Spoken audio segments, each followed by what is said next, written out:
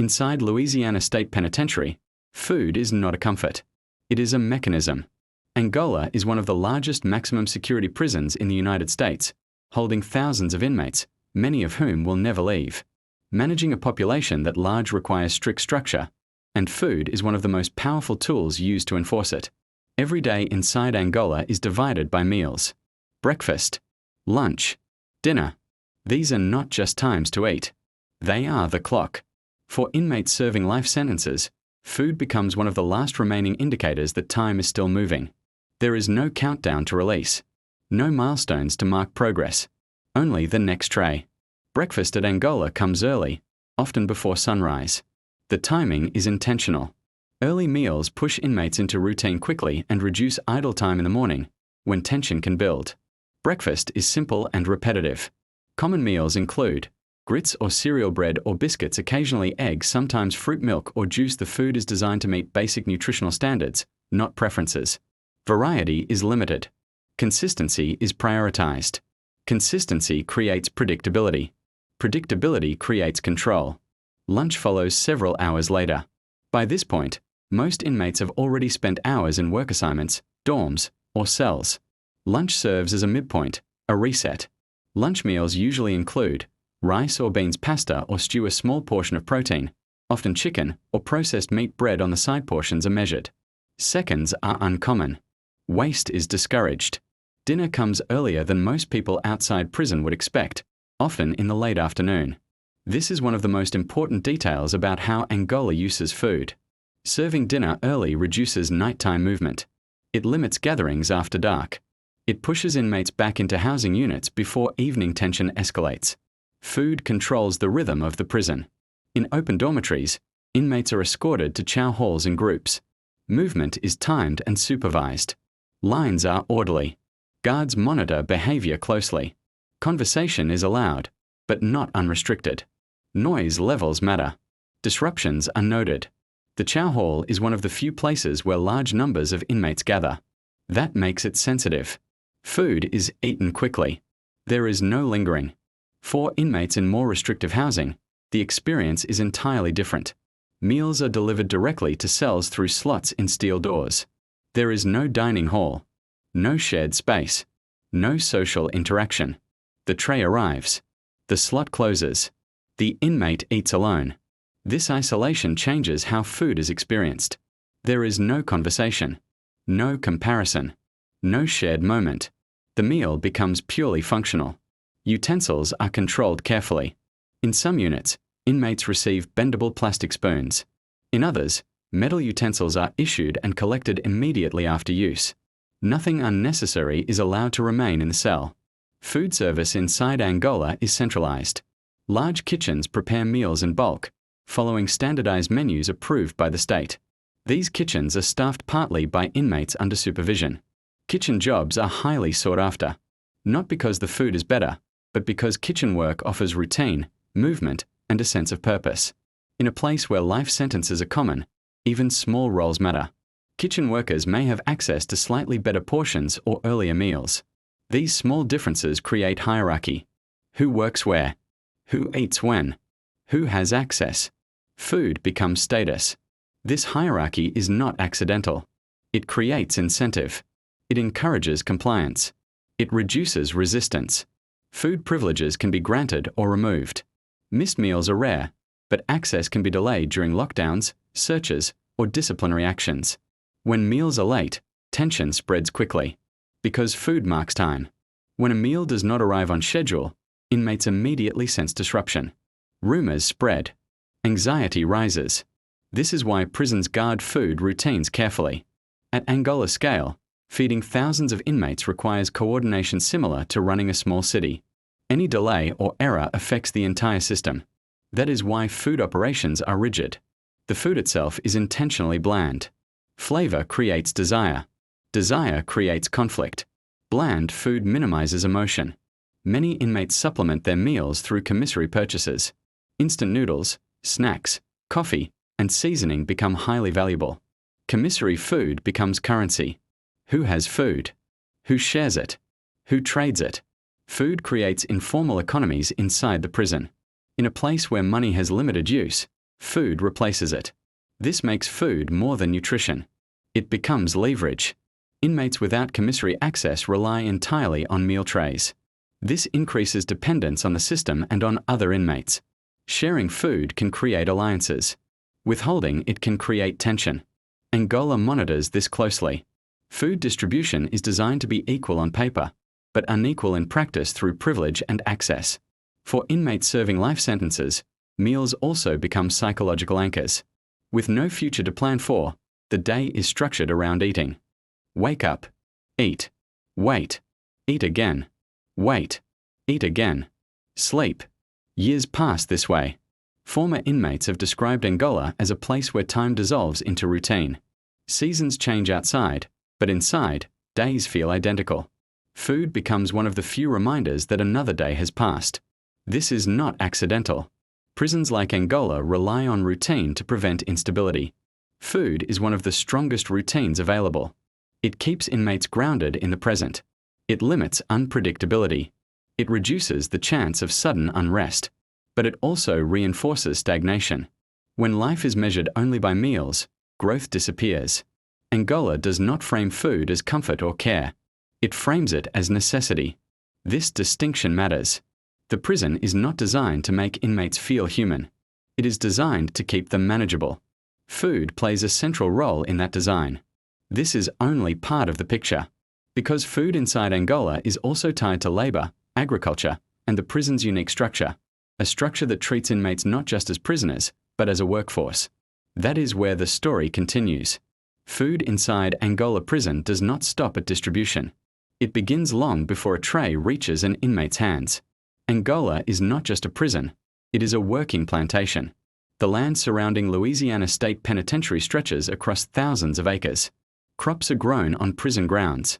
Livestock is raised. Fields are worked daily by inmate labor. This agricultural system shapes how food exists inside the prison. Inmates assigned to farm crews wake even earlier than most. Before breakfast, they are already moving toward fields, tools in hand, under supervision. The work is physically demanding and repetitive. For the prison, this labor serves multiple purposes. It reduces food costs. It occupies time. It reinforces discipline. The food inmates eat is often food they help produce. This creates a closed loop. Work feeds the system. The system feeds the inmates. There is no choice in this cycle. Farm labor is framed as routine, not opportunity. Participation is expected. Refusal brings consequences. For many inmates, especially those serving life sentences, farm work becomes the central structure of existence. The rhythm of planting, harvesting, and maintenance replaces the rhythm of the outside world. Meals then act as checkpoints. Breakfast fuels labor. Lunch sustains it. Dinner signals its end. This reinforces food's role as regulation. The prison kitchen sits at the center of this system. Ingredients move from fields to storage to preparation. Large-scale cooking equipment produces identical meals in massive quantities. Standardization is key. When meals are identical, complaints lose relevance. There is no comparison to make, no variation to demand. Food service staff, including inmate workers, follow strict procedures. Portions are measured.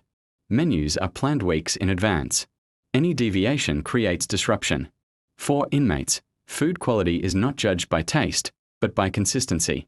When food changes suddenly, suspicion rises. When portions shrink, rumors spread. When meals arrive late, anxiety follows. Food stability equals emotional stability. That is why Angola prioritizes predictability over preference. The prison does not aim to satisfy. It aims to maintain order. Inmates quickly learn this. Over time, many stop reacting to food emotionally. Meals become background events. Something to finish, not something to anticipate. This emotional detachment mirrors the broader prison experience. Detachment reduces conflict, but it also reduces engagement with life. Food inside Angola also highlights inequality. On paper, every inmate receives the same meals. In reality, access differs. Inmates with commissary funds can supplement meals. They add seasoning, snacks, extra calories. Those without rely entirely on trays. This difference matters. Hunger sharpens perception. Fullness dulls it. Inmates with commissary access have more energy, more leverage, more independence. They can trade. They can share. They can refuse. Those without become dependent, either on the system or on other inmates. Food becomes social currency. This creates informal hierarchies inside housing units. Who eats well? Who eats enough? Who eats alone? The prison does not officially recognize these hierarchies, but it is aware of them. Officers monitor commissary usage closely. Sudden increases or unusual trades draw attention. Food hoarding can trigger searches. Because food equals influence. Influence inside prison is dangerous. That is why Angola regulates food carefully, not just at mealtime, but afterward. Trash is monitored. Leftovers are discouraged. Storage is limited. Nothing accumulates without notice. Even hunger is managed. Inmates are fed enough to function, not enough to thrive. This balance is intentional. Too little food creates unrest. Too much creates power. Angola stays between the two. Lockdowns reveal the importance of food more clearly than any other time. When movement is restricted, meals are delayed or delivered differently. Inmates remain in cells for extended periods. The usual rhythms break. During these moments, food becomes the primary signal that the system is still operating. A delayed tray can escalate tension faster than a denied privilege. Officers understand this. That is why, even during emergencies, feeding schedules are protected whenever possible. Food maintains legitimacy. It tells inmates the system is still in control. For inmates serving decades or life, meals also take on emotional weight. There are no holidays in the traditional sense. Special meals may be served on certain days, but the difference is minimal. This absence reinforces the message. Time outside no longer applies. Birthdays pass unnoticed. Anniversaries fade. Years blend. Only meals remain consistent. Some inmates mark time not by dates, but by meals. How many meals ago was that? How many meals until tomorrow? Time becomes edible. This psychological shift is subtle but profound. When life is reduced to basic cycles, ambition disappears. Planning beyond the day feels unnecessary. This is not always imposed forcefully. Many inmates adapt willingly, because adaptation reduces pain. Food inside Angola is not cruel. It is efficient. And efficiency, over decades, reshapes people. This raises a difficult question. Is feeding inmates enough? Or is it a way to keep them functioning without addressing what prolonged confinement does to the human mind? Angola does not ask this question. The prison's mission is not philosophical. It is operational. Food is one of its most effective operational tools. It anchors routine. It controls movement. It shapes behavior. And because it appears benign, it attracts little attention. There are no headlines about meal schedules. Yet food may be one of the most powerful forces inside the prison. Not because it punishes, but because it defines existence. This becomes especially clear for inmates who have spent decades inside Angola. They describe life as moving between meals, years dissolving into repetition. The outside world becomes abstract. Freedom becomes theoretical. Food remains real. This is why food is not just sustenance inside Angola. It is structure. It is control. And for many inmates, it is the only reliable marker that another day has passed. The system does not need to remind them they are imprisoned. Every tray does that quietly. Food inside Angola prison also plays a direct role in discipline. Not through starvation, not through denial, but through access, timing, and control. When an inmate breaks rules, the punishment rarely involves food being taken away entirely. That would risk instability. Instead, the system alters how food is experienced. Meals may still arrive, but later than usual. They may arrive cold. They may be eaten alone instead of communally. These changes seem minor on the surface, but inside prison, they carry weight. Because food is routine. And disrupting routine is one of the most effective ways to enforce compliance. Inmates quickly learn that privileges around food, where they eat, how they eat, and with whom, are tied to behavior. This creates a silent feedback loop. Follow rules, and life remains predictable. Break them, and predictability disappears. Angola relies heavily on this principle. In disciplinary housing, food is delivered through slots. There is no dining hall, no movement, no interaction. The inmate eats alone, often in silence, under constant observation. This isolation changes the meaning of the meal. What was once a brief social moment becomes another reminder of separation. The food itself may be the same, but the experience is not. This distinction matters. Prison is not only about what is provided, but how it is provided. Food inside Angola also intersects with race, history, and labor in ways that are impossible to ignore. The prison sits on former plantation land. Its agricultural operations resemble systems that existed long before modern incarceration. Inmates work fields, grow crops, and maintain livestock. Meals prepared from this labor are then served back to the inmate population. This cycle has drawn criticism over the years, not because inmates are fed poorly, but because of what the system represents. Food becomes part of a historical pattern. Labor produces sustenance. Sustenance maintains labor. The prison does not frame this as exploitation. It frames it as self-sufficiency. From an administrative perspective, this makes sense. Angola feeds thousands daily. Reducing dependence on external suppliers saves money and ensures consistency. But for inmates, especially those aware of the prison's history, food carries symbolic weight. Eating becomes a reminder of where they are and how the system sees them. Still, most inmates adapt. Adaptation is survival. Over time, inmates develop personal strategies around food. Some eat immediately. Others save part of the meal for later, even though storage is limited. Some trade food quietly. Others hoard commissary items when possible. Food strategies reflect personality, experience, and status. Veteran inmates often eat quickly and without ceremony. They've learned not to linger on taste or expectation. New inmates are more likely to comment, complain, or compare. Those behaviors fade, because complaining does not change the menu. In Angola, food is not negotiable. The prison size amplifies this reality. Feeding thousands means individual preference cannot matter. Everything is standardized. This standardization extends to special diets. Medical and religious accommodations exist, but they are tightly regulated. Requests are reviewed carefully. Abuse of the system is discouraged. Again, predictability is prioritized. Food inside Angola also shapes social dynamics in subtle ways. Sharing food can be an act of kindness, alliance, or obligation. Refusing to share can be interpreted as disrespect. These interactions carry meaning far beyond the calories involved. Guards monitor this closely. Excessive sharing can indicate coercion. Hoarding can indicate power. Sudden changes can signal conflict. Food becomes a diagnostic tool. Officers learn to read behavior through eating patterns. Who eats? Who doesn't? Who rushes? Who waits? These observations inform decisions about housing, monitoring, and intervention. In this way, food is not passive. It is information. Lockdowns provide another lens. When the prison locks down, movement stops. Work assignments pause. Dorms become confined. In these moments, food delivery is one of the few remaining points of contact between inmates and the system. Meals may be delayed. Portions may be adjusted. Delivery methods may change. Inmates notice immediately. During lockdowns, food becomes reassurance. Even if everything else stops, the arrival of a tray signals that the system remains intact. If meals were to stop entirely, panic would follow.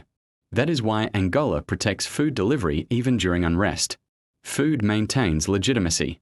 For inmates serving life without parole, meals also become a form of psychological anchoring. Without future events to anticipate, meals divide the day into manageable segments. Morning feels survivable because lunch is coming.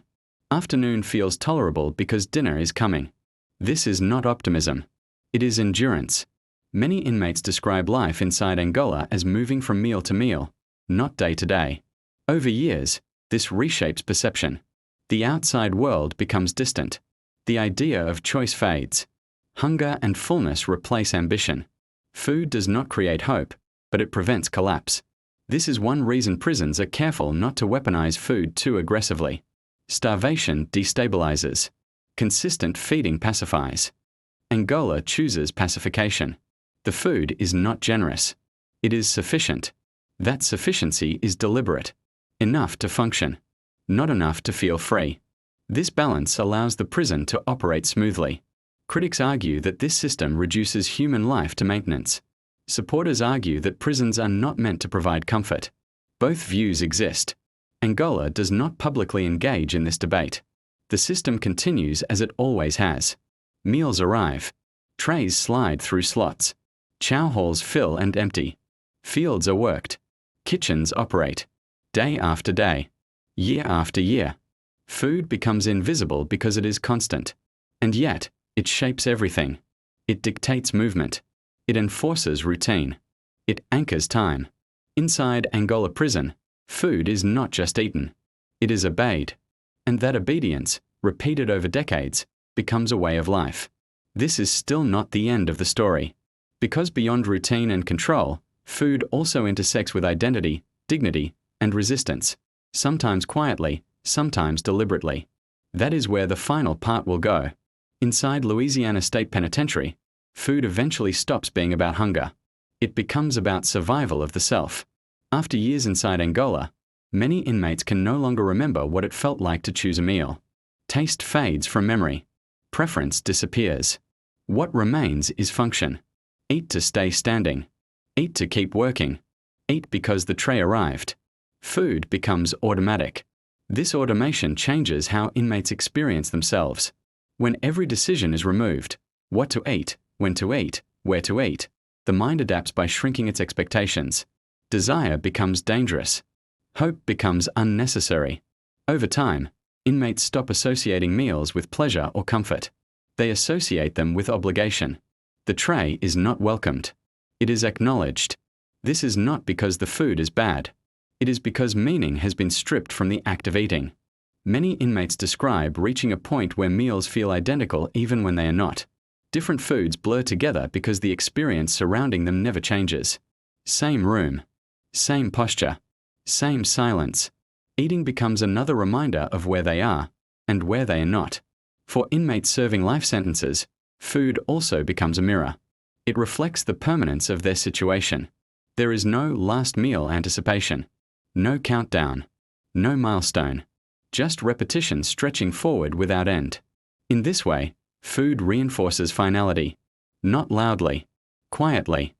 The prison does not need to remind inmates of their sentence. The routine does that on its own. Some inmates attempt to reclaim meaning through small acts. Saving a piece of bread. Adding seasoning. Eating slowly instead of quickly. These acts are not rebellion. They are preservation. They allow the inmate to feel, briefly, like a participant instead of an object. But even these moments are fragile. They can be taken away. Privileges change. Housing changes. Lockdowns interrupt routines. Commissary access disappears. Food returns to its original role, control. This fluctuation teaches a lesson.